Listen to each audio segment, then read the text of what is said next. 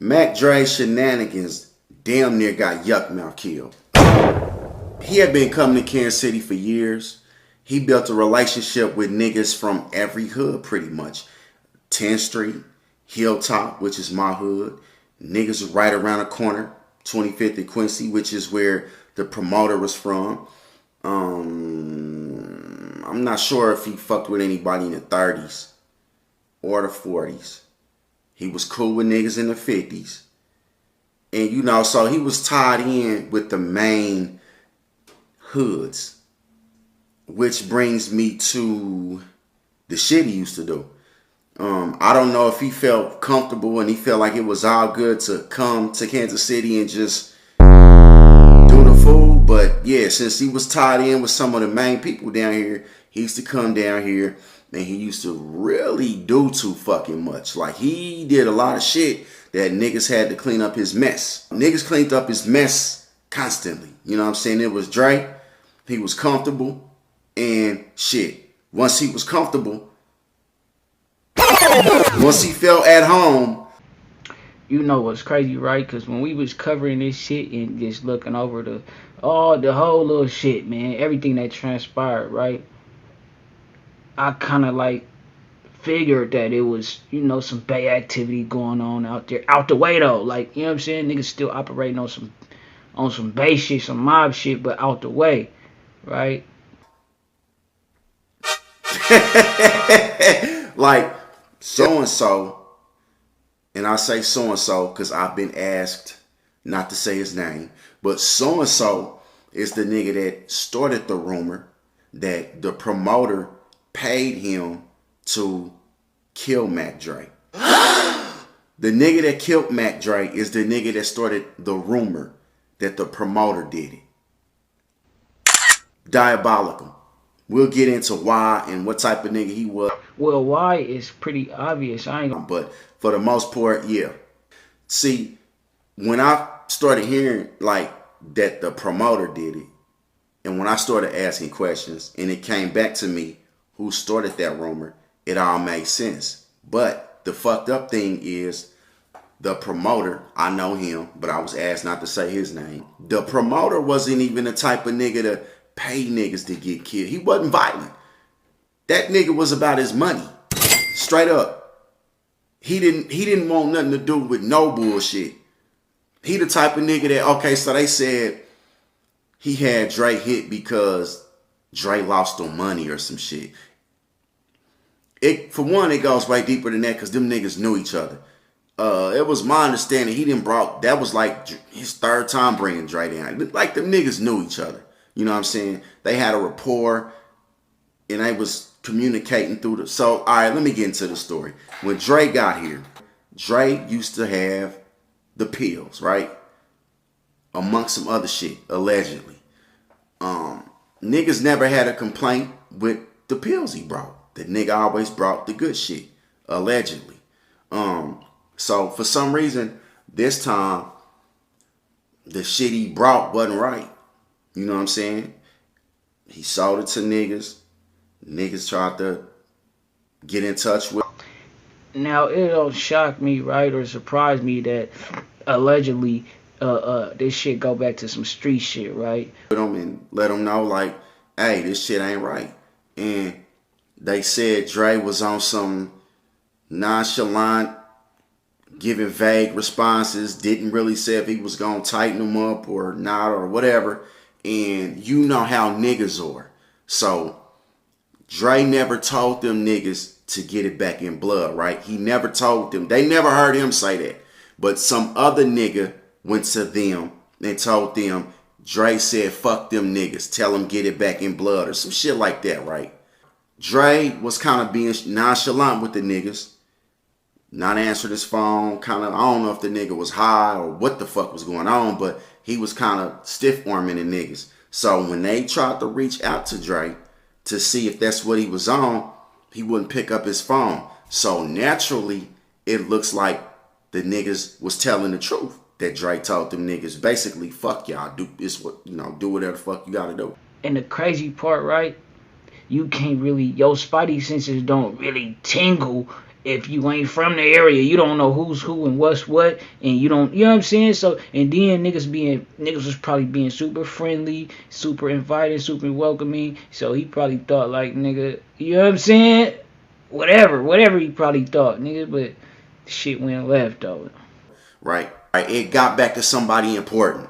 All right. And once it got back to somebody important that Dre supposedly fucked these niggas over, somebody important went back to Dre and told him like, them ain't the niggas you do that to. Them ain't the niggas you play with. You need to fix that up. You know what I'm saying? You need to fix up, tighten that up. Whatever the fuck you gotta do, you need to do that because them niggas ain't going for it. When he previously came down here, he was real open. He hung out with everybody. He went to niggas' hoods. He went to niggas' mamas. Like, he would go everywhere. That's what niggas loved about him in Kansas City, that the nigga was open and he act like one of us. You know what I'm saying? This time, he was on some superstore shit, some arrogant shit, blah, blah, blah. That's what everybody was telling me. Somebody important told him, you need to clean that shit up. He really didn't give him a solid answer. Then somebody else came and told Dre, like, them niggas is them type of niggas. You know what I'm saying? So he started taking it serious. Then he reached back out to them. And by that time, them niggas had already made their mind up that he was trying to play them. And they didn't want their money back, if you know what I mean. From there, Dre understood what type of situation it was. If he understood what type of situation it was, why he ain't get up out of there? That's what I don't really understand. So that's what, right? He say Jay came down with a bad batch, right? Not necessarily a fake batch, but a bad batch. Some shit that wasn't all the way him, right? But what I'm trying to figure out is if Dre was intentional with what he was doing, right? As far as the bad batch or whatever have you, and just blowing niggas off, why would he still stay out there? You feel me? That's what leads me to believe it wasn't like that. You know what I'm saying? It couldn't have been like that. And plus, nigga, at that time the pills was going crazy. Niggas wasn't just pressing up hella pills, fake ass pills like that. You know what I mean? But it's his story, bro. This is how he, this is how he would gather the information. So shit, we hearing him out. He really should have left. He really should have left. The people that brought him down here could protect him while he was with them, but once he was away from them, he was fair game. You know what I'm saying? Because the nigga that eventually killed Dre had respect for the people that brought Dre down here and that Dre was being protected by. You know what I'm saying? He had respect for them, so he wasn't gonna do nothing to Dre while Dre was with him. Now, Dre knew what the fuck was going on, right?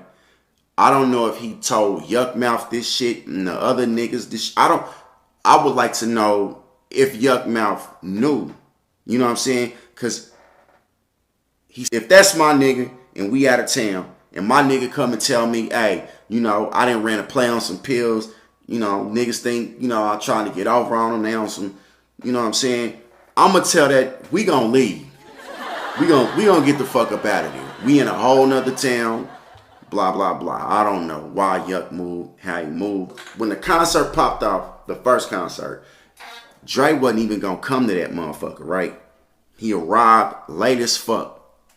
Yuk came, did his show. I seen an interview where Yukmouth was saying he felt the energy was weird. I'm gonna tell you why. When Dre didn't show up to the show on time, the niggas that was gonna get him was already there backstage. So they wasn't gonna do nothing to him there. You know what I'm saying? And I really feel like if he would have got there while they was still there, he would still be alive because I feel I'm Hey man, shout out Sleep the Mogul, man. Y'all go check out his channel. What I will say, everything in that video is alleged. You know what I'm saying? We don't know what's true and what's not. I will say I did see Yuk do an interview with Vlad, and he was speaking on the situation and how he felt it in the air. And come to find out, right? If you finish that video, y'all make sure y'all go check. I'm gonna have a full video in the description if you want to watch it and run through it and dissect it, and you know what I'm saying. But Um, Come to find out, the niggas was gonna get on Yup at that night when Drake showed up late. Nigga, rest in peace, Drake. Nigga, you understand me? Rest in peace, Mac Dre. And you know, it's unfortunate. What I don't understand is like dude went on to say if he would have showed up earlier, right, to his obligations and wasn't still rubbing niggas wrong after the fact, it would have been some get back and some discussion, which is crazy because maybe they felt like after Dre was blowing them off so much, allegedly blowing them off, because we don't know so much, that they like, nigga, once he finally got back at him, like, bro, we gonna straighten this shit out, whatever we gotta do. Niggas like, nah, nigga, you know what I'm saying? Supposedly, allegedly. And it's crazy all the shit that transpired from that one situation, which, nigga, he a big fish, of course. Like, nigga, y'all niggas let me know what y'all think. Hit the like button, subscribe if you ain't subscribed, go fuck with his channel, whatever have you, just that and the third.